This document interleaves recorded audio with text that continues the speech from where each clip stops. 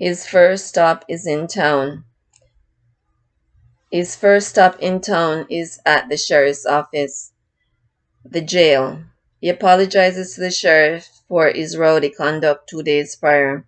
Once forgiven, he tells the sheriff he plans to leave home for a while to clear his head and ask a favor of the sheriff. Sheriff, in this sealed envelope is my will. I would really appreciate it if you would let me leave it in your care. If you do not hear from me within a week, I would be most grateful if you would read it and follow the instructions therein.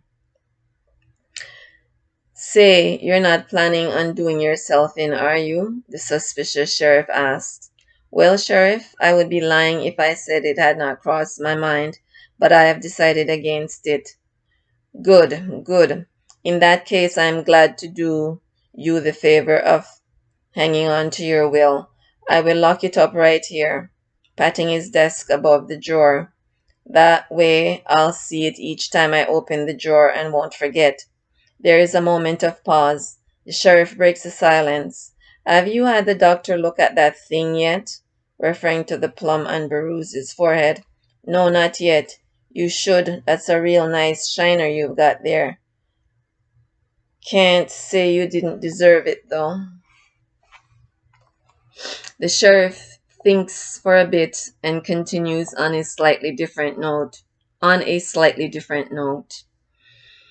But on the same theme. You know, I'm glad to see you have taken some time to collect yourself. Probably even considered getting yourself a wife and starting a family, huh? Is the only sound of acknowledgement he gets from Beruzi. So he continues, for all the years I've known you, I've never had a problem with you. I can understand why you would react as you did in the heat of the moment. But I knew once you slept it off, you would be okay. Your brother felt the same way. That's why he didn't press charges. It was he who suggested that we put you in your bed instead of letting you sleep it off in one of the cells here. I was coming out this afternoon to check on you. He wanted to come along, but I told him it might be a bit soon yet. I think I will stop by and thank him after I apologize to Blightis. It's not as though I was cheated out of my share of the sale or anything like that. Yeah, and as I understand it, the buyer paid a hefty sum for the trio, the sheriff adds. Do you know the name of the buyer? Beruzzi asked, trying not to sound too interested. Nope, I reckon you can get that information at the records office. The sheriff is not interested in playing what he deems to be the start of a cat and mouse game. From the moment Beruzzi mentioned an apology to Blightis, his mortal enemy. Beruzzi, you better off just leaving it alone. Go on with your life. There are many women in the community who would make a suitable mate for you. Besides, we both know that the buyer is not always the buyer, especially in a case such as this. I reckon Beruzzi still pushes to get any bit of information he can. But do you know where they were sent? You, being a buyer yourself, know as well as I do that buyers usually give one location while having every intention of sending their purchases to another. You know slave buyers do this, not only to break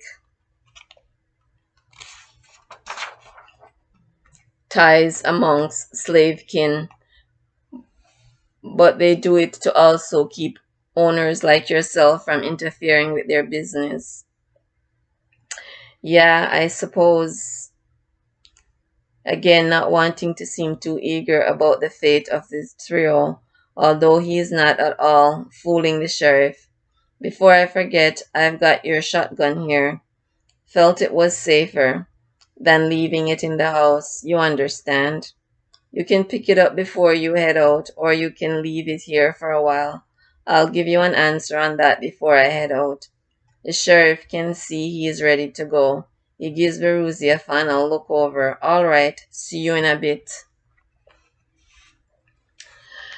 Beruzzi does not visit the records office. Instead, he visits the wharf. He does not expect the logbook there to identify his family by name, but he can narrow down his scope based on age and grouping compositions, specifically by mother and toddler, twin boy and girl. He does not have much trouble getting access to the logbook once the keeper sees a small stack of money that could be his for simply handing over the book and taking a walk about the deck to make sure all is well about the site. Baruzzi carefully examines the logbook and determines that he can eliminate transport by water for his family. From a short distance away, the keeper watches him leave. Next, he visits the keeper at the stagecoach station. He does not make small talk after waiting for the woman at the counter to buy her ticket and move aside. Discreetly, he slams a stack of money at the edge of the slot for a transaction, saying, "The logbook." The middle-aged man behind the burglar bars makes eye contact with him. "What you're looking for isn't in the book, Baruzzi." He puts his hand on the bundle of money and waits for Baruzzi to release it. Baruzzi releases the money. He watches the man slide the bundle under the counter. They both wait, reading each other's silence. The ticket agent will give more information, but only for more money, adding, "And you didn't hear any of this from me. Are we clear?" "You better have something solid," Baruzzi cautions him before sliding another stack towards a man who clearly earns more of his income by giving and receiving information than he does by selling stagecoach tickets.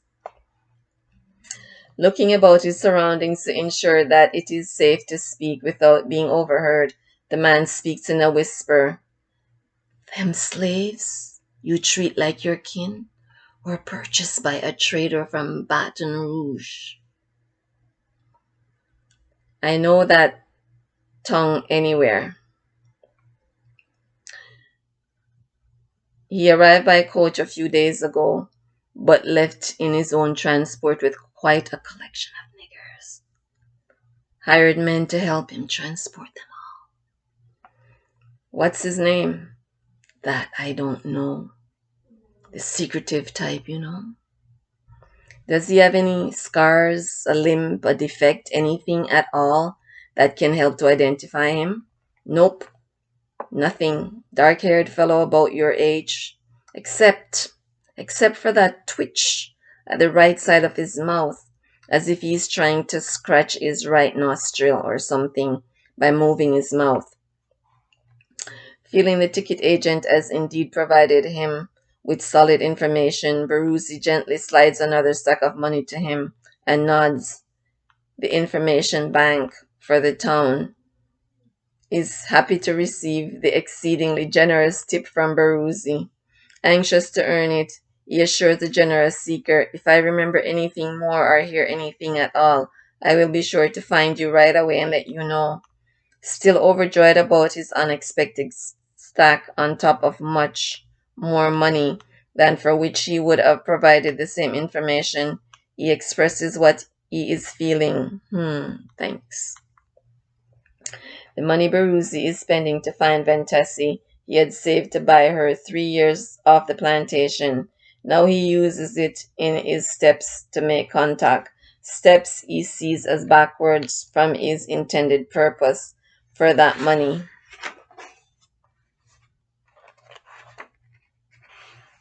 He arrives at a home that exceeds the grandeur of his brother's.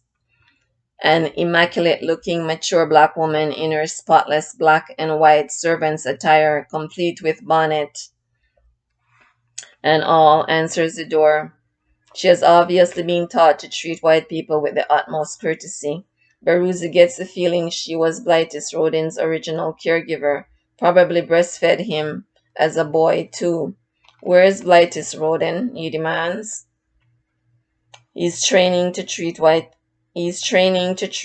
people with the utmost respect while they treat her like a nigger. It's evident.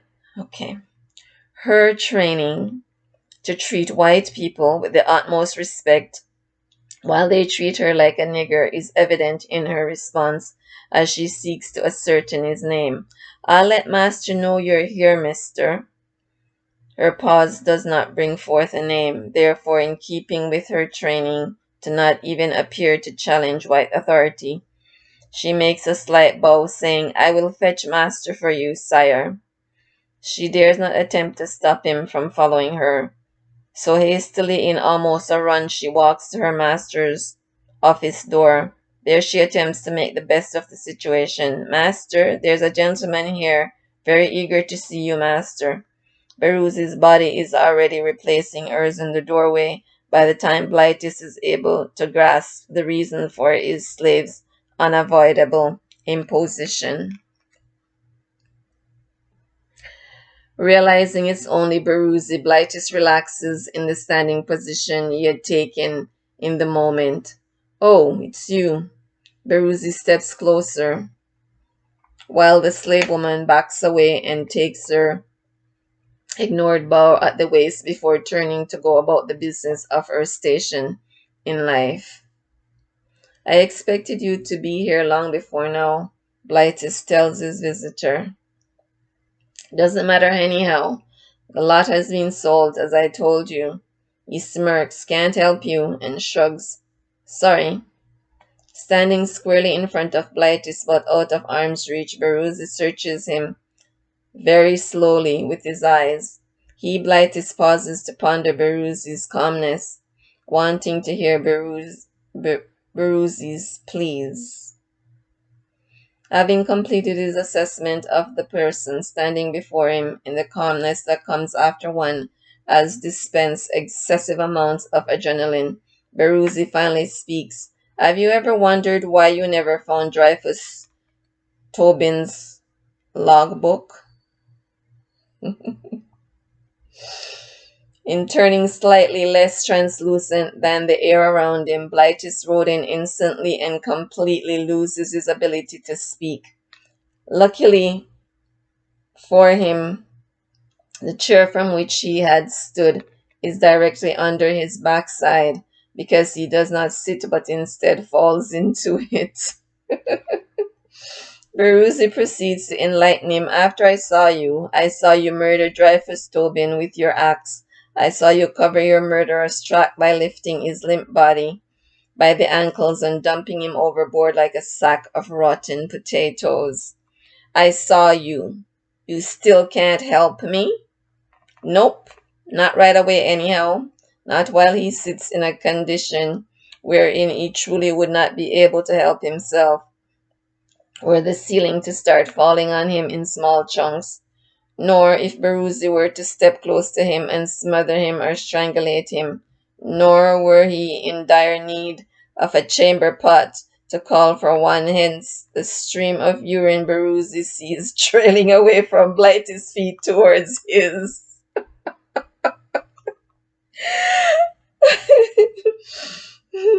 Like all cowards, when cornered, Blighty's essence of himself comes forth like all cowards, people who prey on the weak when cornered.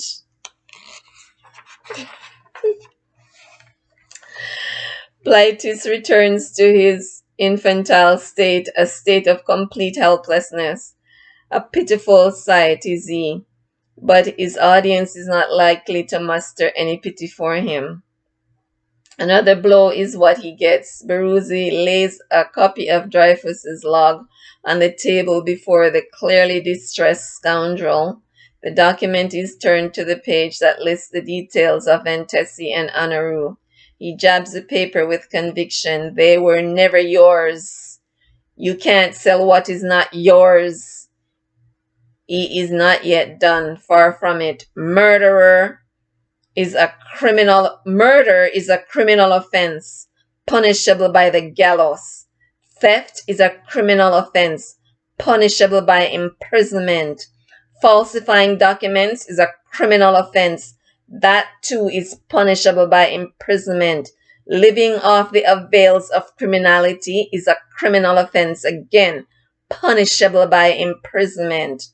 Beruzi pauses to check Blightis's comprehension. And what do you think is going to become of all this? Waving an arm about, when you are imprisoned. Now he rhetorically asks, you still can't help me?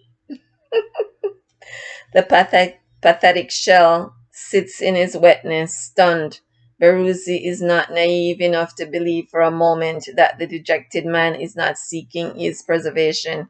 I know you're thinking, I know, and he knows that I am a murderer, a cold blooded murderer, but can he prove it? Being a slave thief does not prove I am a murderer. In fact, he really has no proof of anything.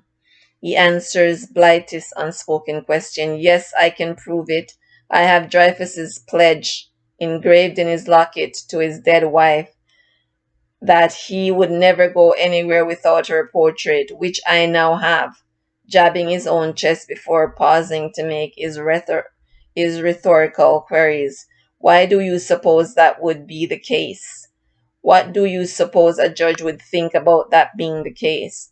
I also have his marriage proposal to her, which bears his signature, identical to that in his logbook, a logbook I have safely secured. He makes Blythe acutely aware of something that may not be so evident to the scoundrel. Given the amount of money he has and the power money amasses, you can't cover your tracks any longer, Rodin. Your life is now changed. For now, he gives Blythe hope that he can hang on to the life that he has schemed out for himself. Your life goes back to normal when mine goes back to normal. For the first time since Beruzzi caused him to piss himself, Blighty seemed to be showing perceptible signs of life. He is now red, a translucent red. He looks at Beruzzi with an intent of ensuring he properly assimilates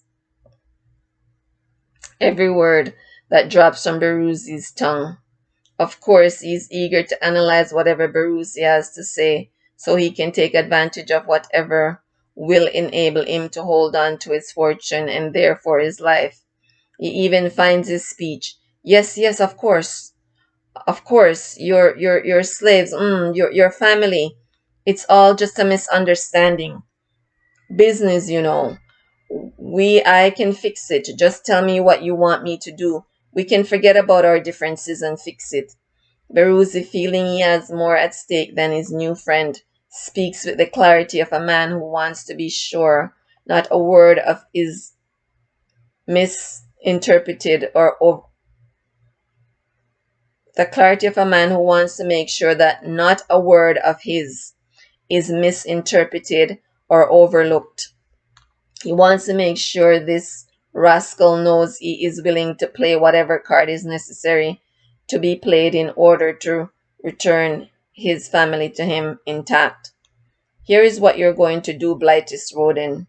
You are going to go to Baton Rouge and find that mouth-twitching bastard to whom you sold my family, and you are going to buy them back at whatever price, and then you are going to sign them over to me.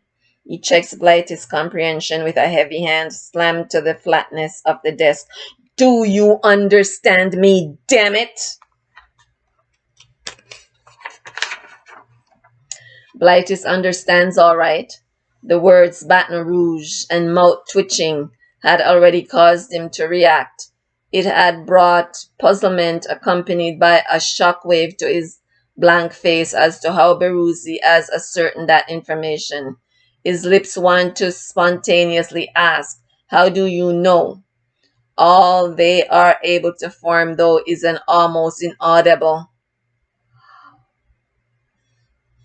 Peruzzi, watching him carefully, reading every twitch of his eye and every jerk of his body, is now sure the information he received about the buyer is reliable.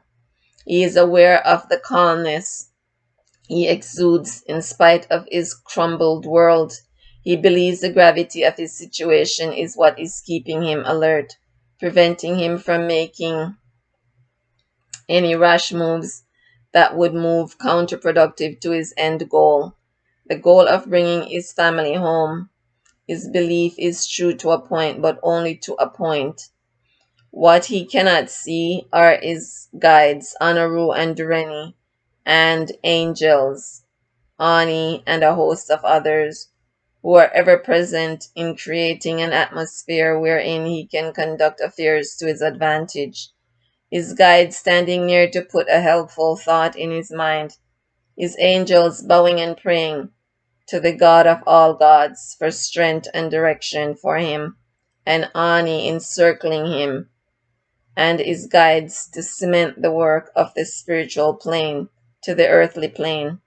Durrani channels his thoughts to Beruzi's mind about the revolver Blightus keeps on a shelf just under the surface of his desk, and Beruzi in turn speaks to the knowledge. Don't even consider reaching for that revolver under your desk. Beruzi cautions him, if you kill me, your life falls apart at that much quicker. Your life falls apart that much quicker. The sheriff has a copy of my will that he is instructed to open if he does not hear from me at a specified time. Furthermore, it would backfire on you because the little girl you threw off the ship is here to make sure you don't commit another murder. Her murder has no consequences for you in your world, but there is a price to be paid for your wickedness, and you will pay it. When you see the threshold of her world and realize you can't enter but instead redirected to the hell from whence you came, you will know only too late that life is about much, much more than what you can hoard by any means you deem necessary. Blighty's disbelief of Beruzi's knowledge of him keeps him dumbfounded. Still not able to formulate words, he reasons to himself, this man has never been in my house before this hour, yet he knows where I keep my gun. The girl I threw off the ship is here? As far as his eyes can see without moving his head, he looks about the room. He is sure there are only two people in the room. There is one door to the room, and Beruzi is the only one who came through it. He wants to look under his desk. He wants to look behind him. He wants to look up at the ceiling. Somehow his body will just not move. Beruzi delivers a message that just occurs to him. An acquaintance of yours told me to impart this message to you, Masterman. It's time for you to get out of your urine-soaked state and return my children to their home. This latest shockwave of being called Masterman causes his voice to return to him, though only to aid him in wallowing in self-pity. This is too much for me, too much at once. Let's go, Masterman. Beruzi needles him with Honoru's humor for the sake of having maximum effect on his psychological state. Surely you don't expect me to go anywhere in this condition, do you? Blightus wants to know. I didn't expect you would literally piss yourself, but since you have, I am sure we can find a place between here and Baton Rouge to make yourself fit to be amongst human beings. Now get that money from the sale of my family out of your safe and let's go. And by the way, the gun in your safe won't work. Even though the murderer has a mind to kill Beruzi between here and Baton Rouge, then I can get that will from the sheriff, even if it means for now he does as he is told. The safe. Open the safe now. He sees that Beruzi may turn violent, and so he suspends his thoughts of killing, gets up from his chair, heads over to a cabinet, and slides the rather large door of the cabinet open. He removes books, expensive leather-bound books, and in the process, he reasons with Beruzi. We can make a deal, you know. A deal with you? Just open the goddamn... The guides won't allow God to be damned, especially not while the angels are in direct communication with him on behalf of Beruzi. Therefore, Beruzi catches himself and modifies his directive. Just open the safe, then step away from it. You can take all the money from the sale of the slave. He cuts his sentence short to correct himself. Your family, from the sale of your family. Seeing that Beruzi does not pounce on him, he continues bartering with caution. The bill of sale that will give you all the information you need, plus I will give you more than enough money for you to live comfortably with your family anywhere except around these parts, of course. Don't want your money, Blightus, and I don't need it. This safe is exposed. The safe is exposed. The lock thereon is a rounded metal hook that is rotated in and out. Step away from it, Beruzzi orders. Beruzzi steps into the area which Blightis just vacated. He opens the safe to find more money than would be found in the local bank. Stacks of it. Changed my mind. This money could right a lot of your wrongs in this world, Blightis Rodin. For now, 2 stacks should make up the financial part of the wrong you've done me. Keeping a watchful eye on his newly found financier, he removes 2 stacks and grants Blightis leave to lock and hide his safe again.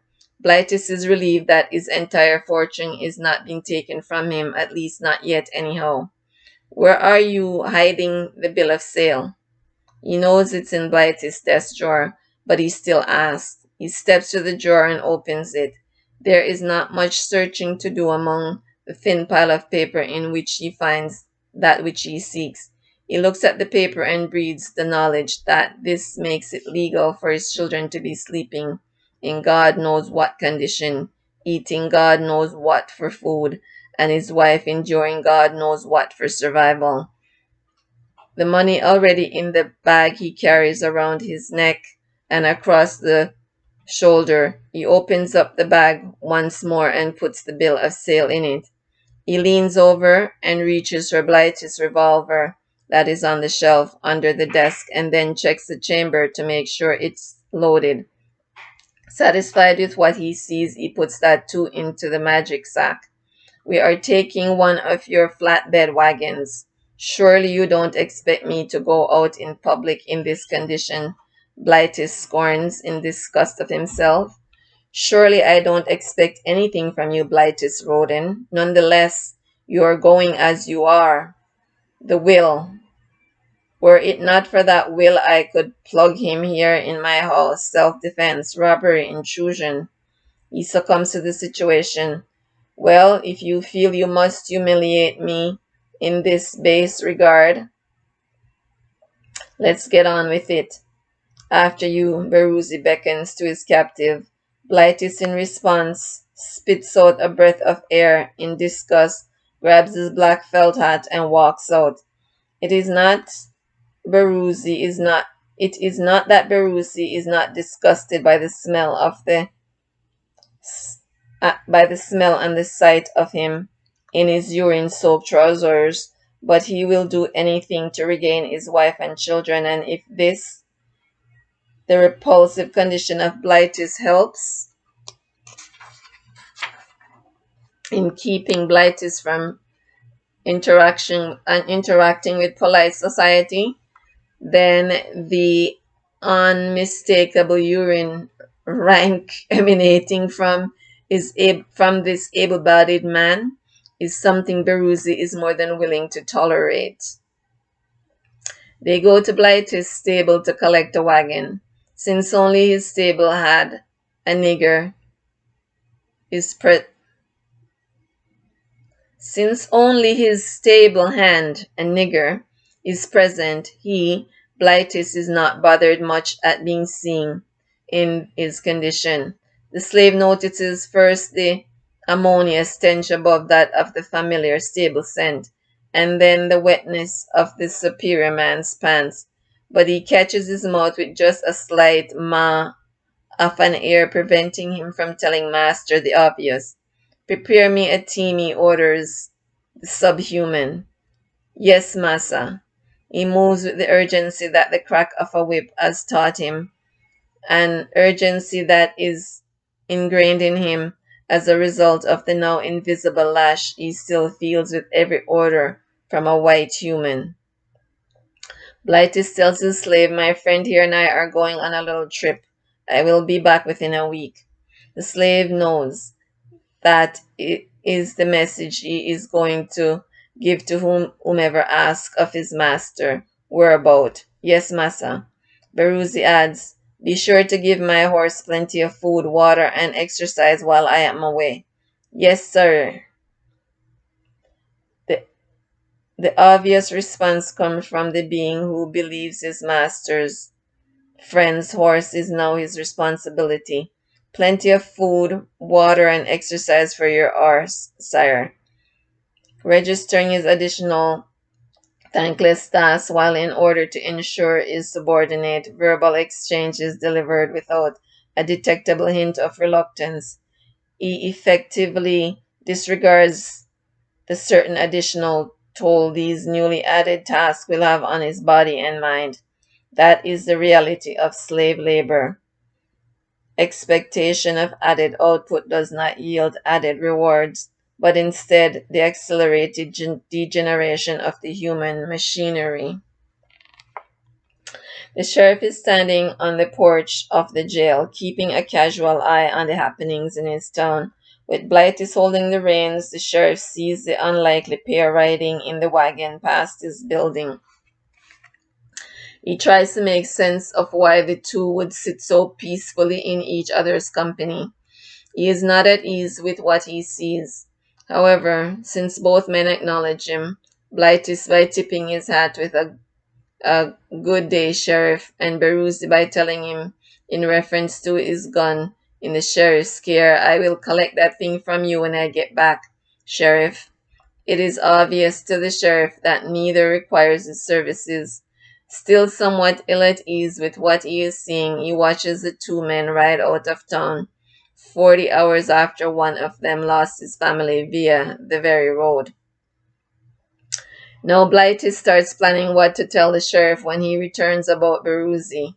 Had it not been for that damn will, I could kill this nigger lover and return to my life by simply saying, if asked, we parted ways as soon as we got to New Orleans. He had simply asked me for a ride, and since I was headed in that direction for a business venture, I did the sociable thing by obliging his request for a lift. No one would have any reason to doubt that. The sheriff whom he had considered his ally just 2 nights ago, he now considered a major stumbling block in his plan. It seems the best thing for me to do as soon as I get back is to kill the sheriff and try my damnedest to find that damn will afterwards. To simply ask the sheriff for the will, saying it is a request of Beruzi, would raise far too much suspicion, too many questions to be answered. Beruzzi too considers how the sheriff factors into his plan. 2 nights ago he had seen the sheriff as his adversary standing in the way of his happiness. Today he sees the sheriff as a major stepping stone to regaining his happiness, a cornerstone in his plan to retrieve his family. So heading for New Orleans, the two men ride out of the town with contrasting thoughts. One contemplating how he can best maintain the advantage he has in their dealings, while the other contemplates how he can best overturn the advantage and secure it for himself.